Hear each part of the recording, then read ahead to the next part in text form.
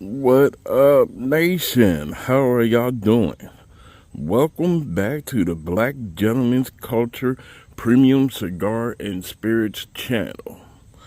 Today I'm out here with the Ave Maria Reqconquista. This is a 7x54 stick, and let me just say, I needed something strong today because, football yesterday was a mother. But that being said, let's get into it. Off of the cold draw, I was getting sweet tea. Off the body, I was getting heavy cedar. Also note that you're going to get cedar off of these because they come in individual coffins. So if you're smelling cedar, you know why. And off of the foot, I was getting what I like to say smells like, if you ever been around bumblebees, like when I was a kid, we used to run around with jars and we would capture bumblebees. And these big bees, the odor around there is what the foot of it smell like. I don't know if it's a hay or what, but it was extremely pleasant. Always brings me back to my childhood when I smell that. That being said, I already cut it, hit it with a V cut, and I already lit it up. And now I will see you after the first third. Okay, we are back after the first third. As you can see, that burn is razor sharp and it's flowing and working smoothly. And I do mean smoothly. Now let's hit this flavor profile real quick. You're going to get a lot of roasted coffee off of this. Now that I know what I'm tasting, thanks to my wife. I think the video before this one, you're also going to get a kick of pepper, which is odd, but it's like only through the smoke on the palate do you get the pepper. Through the retrohale, it's smooth, no pepper, no nothing, but it's all in the initial smoke coming off of the cigar in the palate. Other than that, you get, I would say it's roasted coffee and roasted nuts.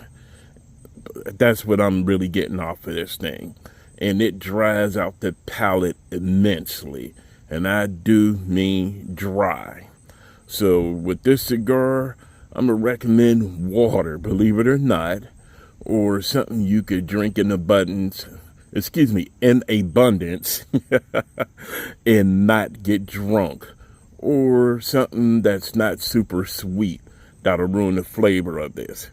Because like I said, it is a killer on the palate with drying it out.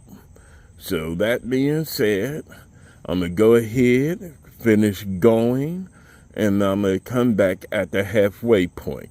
And let me see if I can get a good shot of the open end where I hit the V cutter. Give me a hot second. Let's zoom in, rotate, and there you go.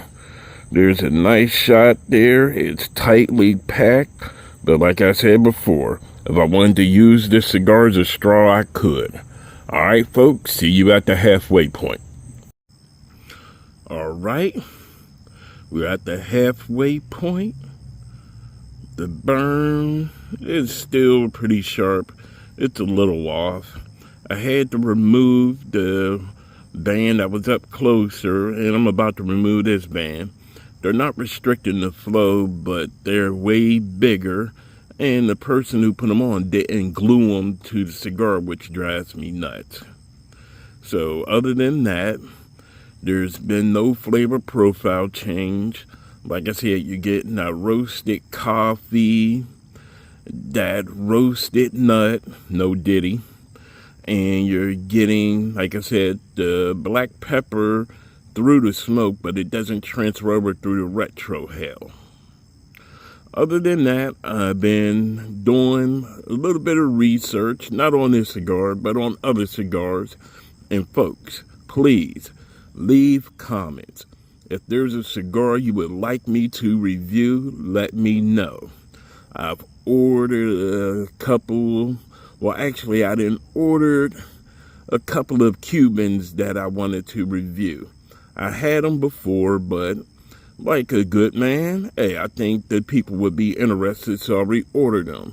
So I have some Cohiba Robusto sitting in a humidor. I have some Monte Cristo in there also. So yeah, I got a couple coming, and I've also set aside, and I got a couple of Provider Club cigars that I'm about to do reviews on. That being said, I'll leave a little bit more about this cigar in the descriptions, because truthfully, the cigar is quite interesting.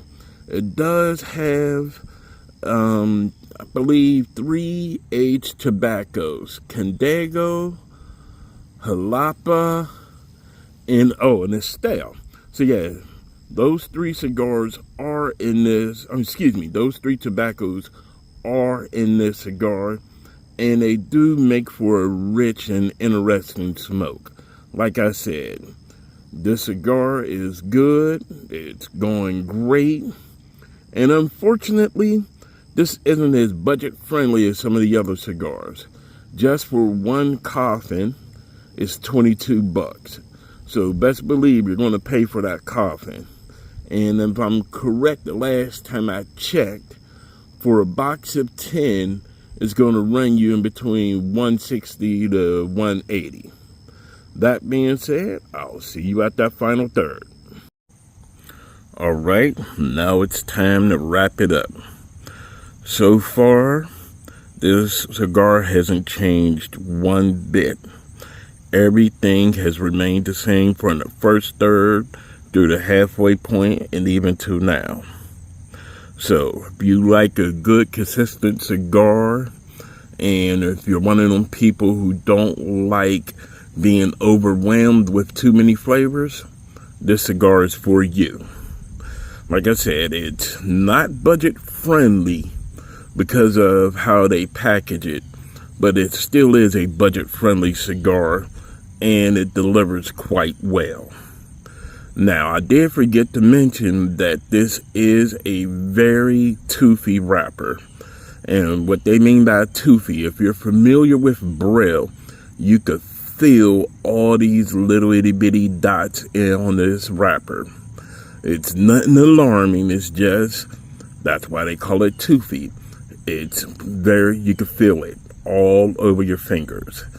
And the one thing that I failed to mention is, it is quite oily. I've had these cigars now going on close to 2 years, and I do know one of them, including this one, they are developing what they would say is plume. That's when the oil from the cigar comes out and it stains the cello. And that is also something you could feel on this cigar right now. That oiliness is, like I said, from the cigar being in a good place, meaning my humidor has a nice temperature and humidity that it likes, and it's producing oils which protects the cigar, and to me, gives it a little bit more flavor. That being said, I'm going to go ahead and finish out this cigar, and I will be working on another cigar for this week. So I'm going to go ahead and look in, and I'm pretty much sure I'm going to pick a Provider cigar. All right, folks, see you on the next cigar. Excuse me, nation, I am so sorry. I thought my last video at the beginning of the first third of this was going to be the last video. Excuse me, but I was wrong. Not only is there a major flavor profile change, it's also a profile change through the retro hell. I thought it was me, so I smoked this for about another 3.5, 4 minutes, and now, during this final third, you are getting definitely black pepper on the palate and you're getting it through the retro hell. Again, I wasn't expecting the flavor profile change, but there is one, and it is quite strong. Now I know why they said this is a strong cigar, because this last final third has kicked in tremendously. With a combination of it being at the end, and with this black pepper, whoo, this sucker will clear out your sinuses. So, if you're not into strong, heavy cigars with pepper, I think you want to put this down at the beginning of the first third, because once that black pepper kick in, that is only thing I'm getting now. I'm not getting the roasted coffee. I'm not getting that roasted nuts. Again, no diddy. But I am getting, again, this strong pepper kick. The palate is still dry, but yes, you will get a solid black pepper kick from this now. All right, folks, I am done. Finally. See you at the next cigar.